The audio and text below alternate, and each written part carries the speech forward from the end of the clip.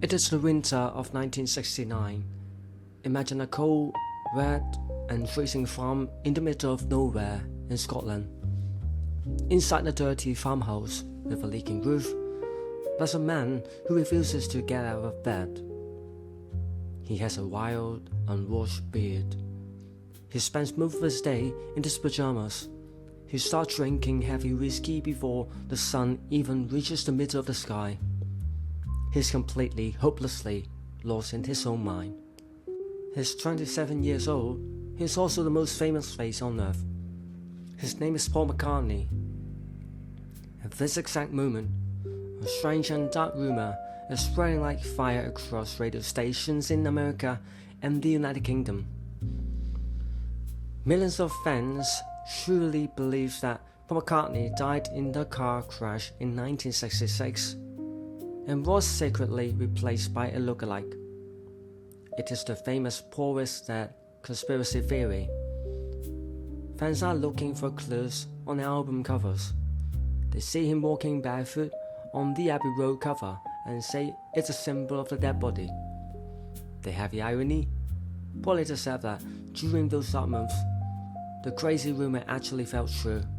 He was not dead in the car crash, but the Paul McCartney the world knew, the smiling, shining pop star, was gone. In his own words, he felt dead inside. How does a man go from ruling the world to drinking himself to sleep on a lonely Scottish farm? And more importantly, how does a person come back to life when everything they know is destroyed? To understand this deep fall, you have to look at the world around him in 1969. The bright, colorful dream of the 1960s was burning down. The peace and love movement was hitting a hard, violent wall. In August, the terrible Manson family murders shocked the world. By December, the violence at the Altamont Music Festival proved that the hippie dream had a very dark side. The Vietnam War was dragging on with no end in sight. The world was getting angry, and the Beatles, the band that gave that entire decade its hope and a soundtrack, they were falling apart in the worst way possible. Here's the thing most people forget about history. The Beatles did not break up with a big, clean, public announcement. They died slowly and bitterly in closed office rooms. In September 1969, John Lennon walked into the private band meeting. He looked at the others and simply said he was leaving the band. He asked for divorce. But because of complex business deals, the band members were forced to keep it a secret. They could not tell the newspapers. They could not tell their fans. They had to smile and pretend everything was fine. Think about this from Paul McCartney's side. Since he was a young teenager, his entire life was the Beatles. John Lennon was not just a bandmate. John was his best friend, his partner, his older brother. They built the world together. Now, John was walking away. At the same time, the band's business company, Apple Corp., was a complete disaster. People were stealing money. The company was bleeding cash. A new South American manager named Alan Klein was brought in to fix the money problems. John, George, and Ringo wanted Klein. Paul hated him. Paul refused to sign the contract. So, Paul was voted out by his own friends, 3 against 1. In just a few weeks, he lost his band, he lost his best friends, he lost his life's work. And because of the legal rules, he could not even tell the world why he was hurting. He was legally trapped in silence. So, he ran away.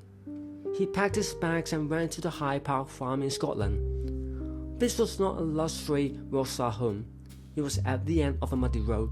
The conditions were rough, and there, away from the city noise, the silence of his own mind became too loud to handle.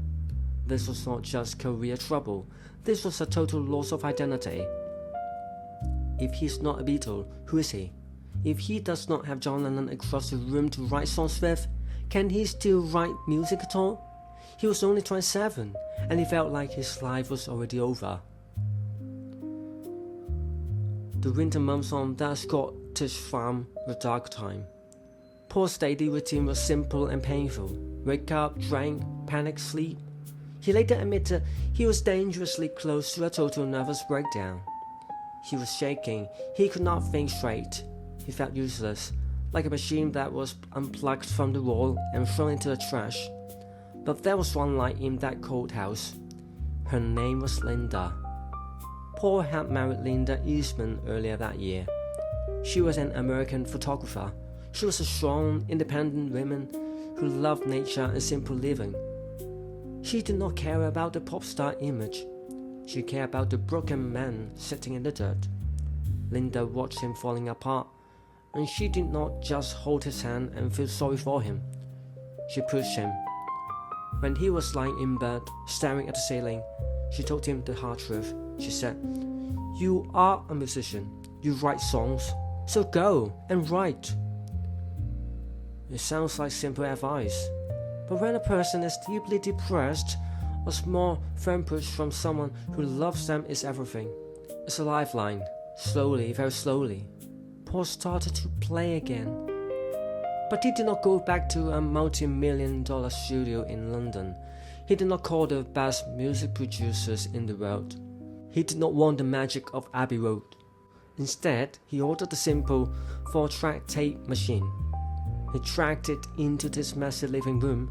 The setup was primitive. He did not even have a proper mixing desk. He just plugged a microphone straight into the back of the machine. He started making an album completely on his own. And I mean completely. He played the drums, he played the bass, he played the acoustic guitars, the electric guitars, the piano. He shook the toy instruments, he sang the lead vocals, and he sang the background vocals. If he made a mistake, he did not spend hours fixing it. He just kept the tape running. This was the birth of his first solo album, simply called McCartney. I was going through a very hard time. I did not know if I was going to continue in music. I was just doing this to keep my own sanity, said Paul McCartney. Listen to the songs on that record. It is not the polished, perfect, godlike sound of the Beatles. It sounds like a man trying to remember how to walk. It is raw, it is messy. You can actually hear doors opening in the background. You can hear the tape machine making a hissing noise. In the song, Every Night, he sings openly about wanting to go out, wanting to get out of his head, but deciding to stay home with the person who is saving him. And right in the middle of this rough, homemade album is a masterpiece called Maybe I'm Amazed. This is not just a Santa love song. It's a survival song. Listen to the words carefully. He sings about being a lonely man in the middle of something he really does not understand. He sings about a woman who helps him sing his song right at the exact moment he thinks he is destroyed. When you listen to the recording, he's literally shouting his pain into the microphone. His voice cracks. The guitar solo is angry and crying at the same time. It is the sound of a man pulling himself out of the deep mud. He was rebuilding his ego, his confidence, track by track. Every single time he hit a drum in that living room, it was a fight against the feeling of being useless. Every time he pressed record on the tape machine, it was a middle finger to the fear that his life was over. He proved something very important to himself in that cold Scottish house. He learned that he did not need the giant, magical machine of the Beatles to make music. He did not need the fame. He just needed 4 tracks of tape, his own 2 hands, and someone who believed in him. In April 1970, Paul finally released the McCartney album to the public. Inside the record sleeve, he put a self-written interview.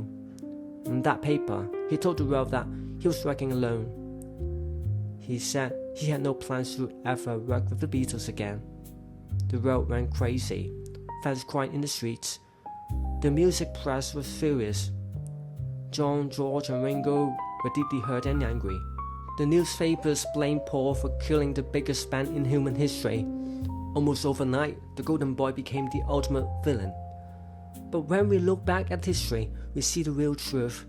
That interview, that rough album, it was not a cold attack on his friends. It was simply a man fighting for his own life. He had to burn down the burning building so he could finally walk out the front door. The Paul is dead rumor was actually right in one very specific way. The Beatle Paul was dead. That version of him was gone forever. But the new Paul, a survivor, was born on that muddy farm. This is a story that goes far beyond rock and roll. We all go through this at some point in our lives. We attach our entire identity, our whole sense of self, to one single thing. It could be a job, a long relationship, a title, or a dream. And when that thing suddenly breaks, we feel like we are dying. We look in the mirror and we do not know who is looking back. But true survival is not about trying to glue the broken pieces of the past back together. True survival is about taking those sharp pieces, sitting alone in the quiet dark, and building something completely new. Even if it is messy, even if it hurts, and even if you have to do it completely alone.